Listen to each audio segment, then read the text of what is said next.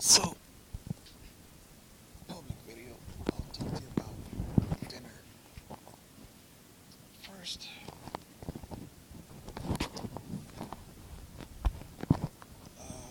yes, the spouse said dinner's ready.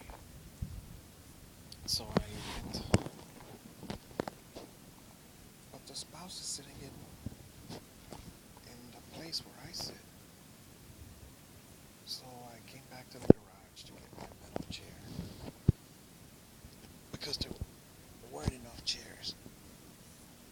There are, but they have boxes on top of them. And the reason they have the boxes, when I ship something to Honduras, but they have the boxes because those are the wobbly chairs. And nobody's fixed them. All they need is to be tightened with a screw. So I brought my metal chair and sat across from the spouse. And then I pushed the free newspaper and the plastic wrapping. I pushed it out of my space. I don't like it on the table because it's wrong. It's a free newspaper that gets thrown in the driveway, and I don't like it when they put it on top of the table. So that's one. Two, I don't like it because nobody in my family cleans the table, sets it up, clears the table so we can all sit down. That's two. So then I say, please pass me the rice and beans together, and then please pass me the other one, which is just beans. And they see it as irritating when I ask for them to pass me the food.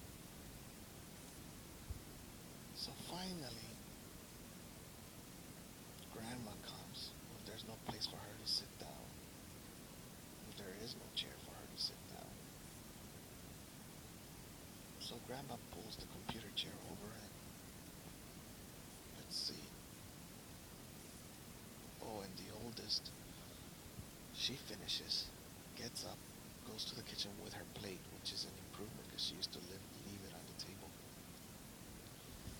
And I told the spouse, because I don't talk to her directly, because she'll say automatically no, or she'll just walk away. My child.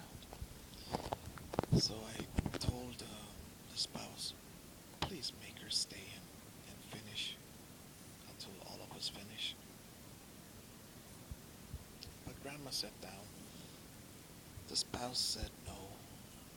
The daughter went to her room. Everything's fine for a few minutes. Then I interrupt them by saying, do you want some moringa, spouse? No. Grandma? No. Son? No. I don't think I offered it, but I had some powder. Grandma said that she wants it on food that is hotter, because apparently it's cold, or starting to get cold, or lukewarm, and it's not hot anymore. So she doesn't want to add any moringa. The spouse says no, but then I convince her. And this is how I show I care, but they see it as a nuisance. So after that, I offer them, you want some fish oil with the gel cap? Grandma says no. Spouse says no. Then I forgot to eat my fish oil with the gel cap. So then, everything's going fine. I asked them to please pass me the rice again and please pass me the chicken again, but the spouse says don't do that because I had given a little piece of chicken to the dog on the floor next to me. So the spouse says, don't do that. But then she got distracted. I gave another piece to the dog, and I ate a piece of chicken there.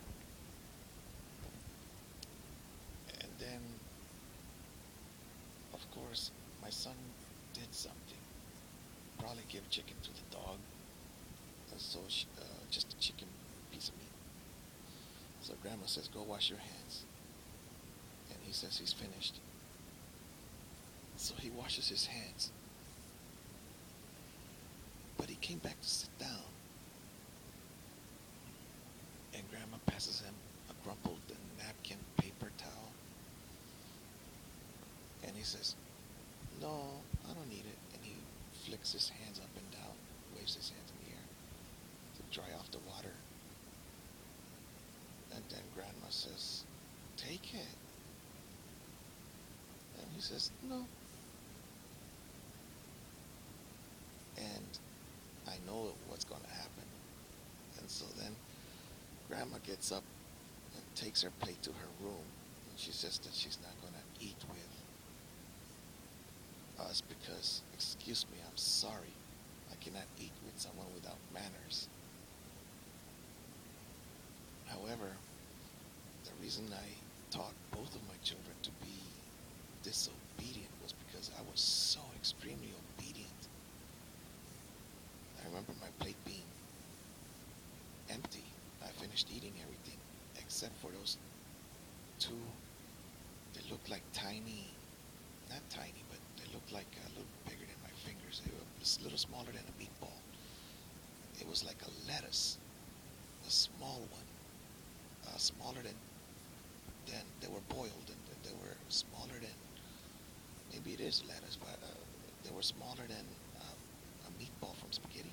Okay, and I didn't want to eat them, and so this grandma, my mother, forced me to eat them, and I just didn't like it. So I taught my kids to be different. If they don't want to eat it, they don't have to. Um, at the same time, I don't want them to throw out their whole plate of food like I see in many places in the United States. They eat and then they leave. I mean, I don't leave anything on my plate, and they do. But not the quantity. They'll leave a little bit of rice or something, but they won't leave like half a plate and throw it away. I used to make other children that came here to eat, family, relatives, and things like that. I used to say, okay, just put it in the Tupperware. And then, of course, they wouldn't come back for the next day, so we would throw it away. But back to the dinner. Grandma left. Then the boy finished and he got up. And then I also finished before the spouse. And I get up and I put my paper plate in the trash. But I carried like, oh yeah, the chicken had been on a real plate, ceramic or something. And so I took some. I took those things and a couple of spoons and I put them on the sink. And then I stayed away from everybody. I came back to my room, the garage this time. I've been moving around. And so then, what happened? Then, oh yeah, so I trained my children not to be completely obedient, but Grandma saw it as a mistake that he was not grabbing a napkin and so on.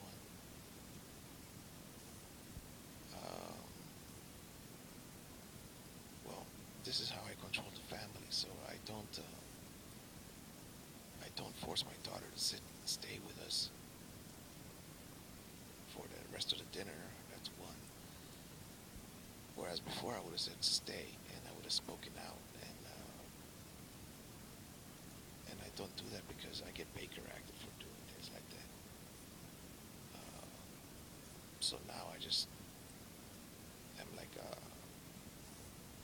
I do live here, but I have no authority, and so I just stay away from the females, and I stay in my room. suggest that they see it as always trying to control us. And those are just family rules for eating dinner and things. Like, of course, when I'm in my room, I can hear the spouse washing the dishes and so on. And before I got Baker acted, the first time I would have complained, I said somebody has to be here to wash the dishes with you. One of your children, or myself plus one of the children. But the spouse says, no, no, they're children, they don't wash dishes. So that was the end of that. I just stayed in my room. And of course, today was the day we take out the trash. The spouse came twice to get me, and the second time I did go, because if I don't do it, they get real angry. And so I took out the trash, but I told her, how come only one of your children is helping you? And then she said, last time it was only the older one. And I said, well, it's all of us together that should do it. But she has the independent spirit on doing everything by herself.